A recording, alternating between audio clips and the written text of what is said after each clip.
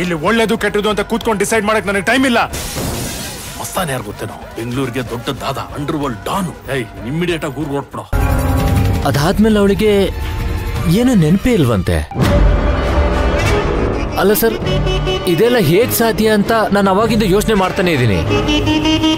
ನನಗೆ ಯಾವ logic point ಸಿಗ್ತಾ ಇಲ್ಲ ಸರ್. ಇದಕ್ಕೆ ನೀವೇನು ಹೇಳ್ತೀರಾ?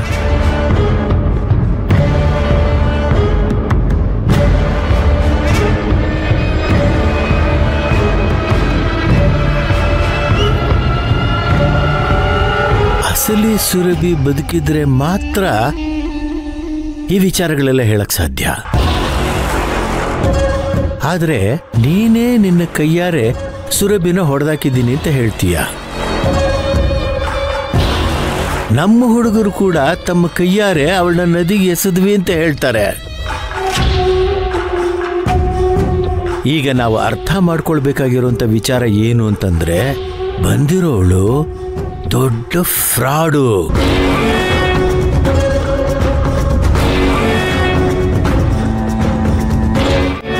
ರಘುವೀರ್, ಅವಳು ತುಂಬಾ ಚಾಲಾಕಿ ಇದ್ದಾಳೆ, ಮಹಾನಟಿ ಅಂತ ಅನ್ಸುತ್ತೆ. ಇರ್ಲಿ, ಇಂಥವ್ರಿಗೆ ಒಬ್ಬ ನಂಬಿಕಸ್ಥರ ಅವಶ್ಯಕತೆ ಇದ್ದೇ ಇರುತ್ತೆ. ರಘುವೀರ್, ಆ ನಂಬಿಕಸ್ಥ ನೇನಾಗಿರ್ಬೇಕು.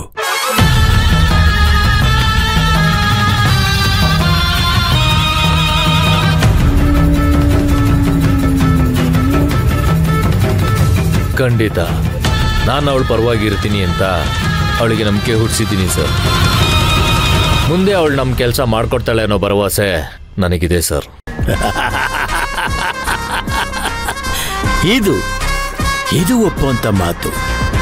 ಅವಳ ನಿಜವಾದ ಸುರಭಿನ ಅಲ್ವಾ ಅನ್ನೋದು ನಮಗೆ ಮುಖ್ಯ ಅಲ್ಲ. ಅವಳು ಹೇಗೆ ನಮ್ಮ ಕೆಲಸಗಳಲ್ಲಿ ಸಹಕಾರ ಮಾಡ್ತಾಳೆ, ಕೈ ಜೋಡಿಸ್ತಾಳೆ ಅನ್ನೋದೇ ಮುಖ್ಯ. ರಘುವೀರ್, ನೀನು ಆಗಾಗ ಅವಳನ್ನ ಭೇಟಿ ಆಗ್ತಾನೇ ಇರಬೇಕು. ಮುಂದೆ ನಮಗೆ ತುಂಬಾ ಉಪಯೋಗಕ್ಕೆ ಬರುತ್ತೆ.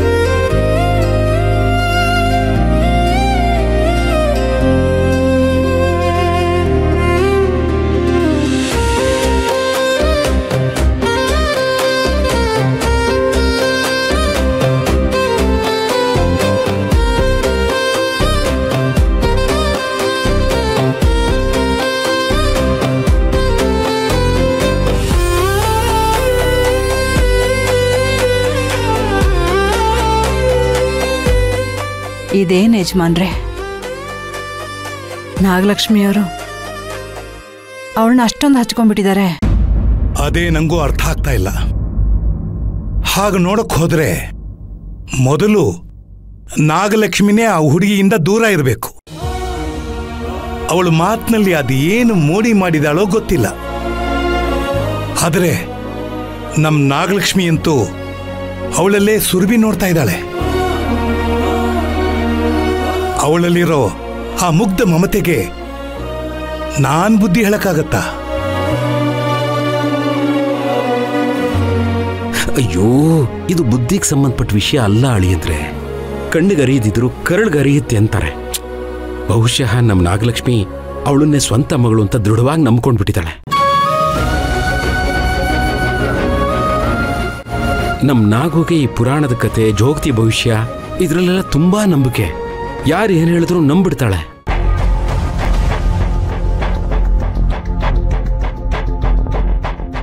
ಅಲ್ಲಾಳಿ ಅಂದ್ರೆ ನೀವೇ ಹೇಳಿ, ಒಬ್ಬರ ನೆನಪಿನ ಶಕ್ತಿ ಇನ್ನೊಬ್ರಿಗೆ ಹೇಗ್ ಬರೋಕ್ ಸಾಧ್ಯ? ಇದು ನಮ್ ನಾಗು ತಲೆಗೆ ಹೋಗ್ತಿಲ್ಲ. ಇದು ಹೀಗೆ ಮುಂದುವರೆದ್ರೆ ಮುಂದೆ ತುಂಬಾನೇ ಕಷ್ಟ ಅನುಭವಿಸ್ಬೇಕು ನಾವು. ನಾನು ಯಾವುದನ್ನು ಗಮನಿಸ್ತಾ ಇಲ್ಲ ಅಂತ ತಿಳ್ಕೊಬೇಡಿ ಮಾವ. ಆ ಹುಡುಗಿ ವರ್ತನೆ, ಮಾತು, ಅವಳ ಚಲನ ಅವಲನ, ಹಾವಭಾವ ಪ್ರತಿಯೊಂದು ನಮ್ಮ ಸುರಭಿನೇ ಹೋಲುತ್ತೆ. ಹಾಗಾದ್ರೆ ಅವಳನ್ನ ನೀವು ನಮ್ಮ ಸುರಭಿ ಅಂತ ಒಪ್ಕೋತೀರಾ? ಖಂಡಿತ ಇಲ್ಲ. ಅವಳು ಪ್ರತಿಯೊಂದು ವಿಷಯದಲ್ಲೂ ಸುರಭಿನ ಹೋಲ್ತಾಳೆ ಅಂತ ಹೇಳಿದೆ ಹೊರತು ಅವಳೇ ನಮ್ಮ ಸುರಭಿ ಅಂತ ನಾನು ಹೇಳಲಿಲ್ಲ. ಆದರೆ ಇಷ್ಟು ಕಡಿಮೆ ಸಮಯದಲ್ಲಿ ಯಾರಾದರೂ ಒಬ್ಬ ವ್ಯಕ್ತಿಯ ಸಂಪೂರ್ಣ ವಿಷಯ ತಿಳ್ಕೊಂಡು ಅವರನ್ನೇ ಅನುಕರಿಸೋದಕ್ಕೆ ಹೇಗೆ ಸಾಧ್ಯ ಅಂತ ನನಗೆ ಆಶ್ಚರ್ಯ ಆಗ್ತಾ ಇದೆ. ಗೊತ್ತಿಲ್ಲ ಅಳಿ. ಅಂದ್ರೆ ಒಟ್ಟಿನಲ್ಲಿ ಇವಳಂತೂ ನಮ್ಮ ಮಗಳು ಸುರಭಿ ಅಲ್ಲ. ಮಗಳು ಆಗ್ತಾಳೋ ಬಿಡ್ತಾಳೋ, ಇವಳಂತೂ ನನ್ನ ಫ್ರೆಂಡ್ ಅಲ್ಲ. ಇವಳನ್ನಂತೂ ನನ್ನ ಸುರಭಿ ಅಂತ ಒಪ್ಕೊಳ್ಳಲ್ಲ. ಅಲ್ಲ ಕಣೆ, ಇವಳನ್ನ ಮನೆ ಒಳಗೆ ಬಿಟ್ಕೊಂಡಿರೋದೇ ಹೆಚ್ಚು. ಅಂಥದ್ರಲ್ಲಿ ನಮ್ಮತ್ತೆ ಇವಳನ್ನ ದೇವ್ರ ಮನೆ ಕರ್ಕೊಂಡೋಗಿ ಪೂಜೆ ಮಾಡ್ತಿದ್ದಾರೆ. ಮುಂದೆ ಇದ್ರ ಪರಿಣಾಮ ಏನಾಗತ್ತೆ ಅನ್ನೋ ಯೋಚನೆನೂ ಇಲ್ವಲ್ಲ ಇವರಿಗೆ. ನಮ್ಮ ತಾತ ಯಾವಾಗ ಇವಳನ್ನ ನಮ್ಮ ಜೊತೆ ಊಟ ಕೂತ್ಕೊಳ್ಳೋದಕ್ಕೆ ಬಿಟ್ರೋ ಅದೇ ಇವಳಿಗೆ ಅಡ್ವಾಂಟೇಜ್ ಆಗೋಯ್ತು.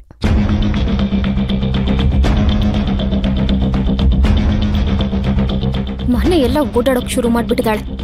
ಅಂತೂ ಇಂತೂ ನಮ್ಮ ಅತ್ತೆ ಲೂಸ್ ಆಗ್ಬಿಟ್ಟಿದ್ದಾರೆ. ಪಾಪ ಅತ್ತೆಗೆ ಯಾಕೆ ಬೈತೀಯ? ಮಗಳನ್ನ ಕಳ್ಕೊಂಡಿರೋ ಸಂಕಟ ಅವ್ರ ಕೈಲಿ ಹೀಗೆಲ್ಲ ಮಾಡಿಸ್ತಿದೆ. ಒಟ್ನಲ್ಲಿ ಇವಳೇನೋ ಪ್ಲಾನ್ ಮಾಡ್ಕೊಂಡೇ ಬಂದಿದ್ದಾಳೆ.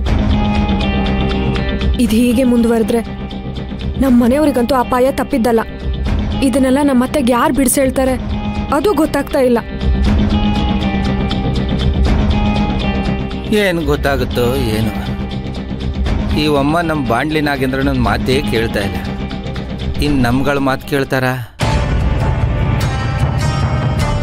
ಸುರಭಿ ಅವ್ರು ನಾಪತ್ತೆ ಆದಾಗ ಮತ್ತೆ ಸಿಗ್ತಾರೆ ಅನ್ನೋ ಭರವಸೆ ಇತ್ಕಣ. ಆದರೆ ಇದ್ಯಾವುದೋ ಹೊಸ ವಿಚಾರ. ಅರ್ಗಿಸ್ಕೊಳಕ್ಕೂ ಹೋಗ್ತಾ ಇಲ್ಲ, ಅನುಭವಿಸೋಕ್ಕೂ ಹೋಗ್ತಾ ಇಲ್ಲ. ನೀನೇನು ಯೋಚನೆ ಮಾಡಬೇಡ ಅಣ್ಣ. ಸದ್ಯದಲ್ಲೇ ಇದಕ್ಕೆಲ್ಲ ಒಂದು ಫಿನಿಶಿಂಗ್ ಟಚ್ ಸಿಕ್ಕೇ ಸಿಗುತ್ತೆ. ಏನು ಅಷ್ಟೊಂದು ಕಾನ್ಫಿಡೆಂಟಾಗಿ ಹೇಳ್ತಾ ಇದೆಯಾ? ಇದೆಲ್ಲ ನಿನಗೆ ಹೆಂಗೆ ಗೊತ್ತಾ? ಅದು ಅಣ್ಣ, ಅದು ಎಲ್ಲ ಲಕ್ಷಣಗಳು ಕಾಣ್ತಿದ್ಯಲ್ಲ ಅಣ್ಣ. ಯಾವ ಲಕ್ಷಣನ? ಅದು ಜ್ಯೋತಿ ಆರುವಾಗ ಜೋರಾಗಿ ಉರಿಯುತ್ತಂತಲ್ಲ ಅಣ್ಣ. ಅಲ್ಲಿ ನೋಡು, ಉರಿತಾ ಇದೆ.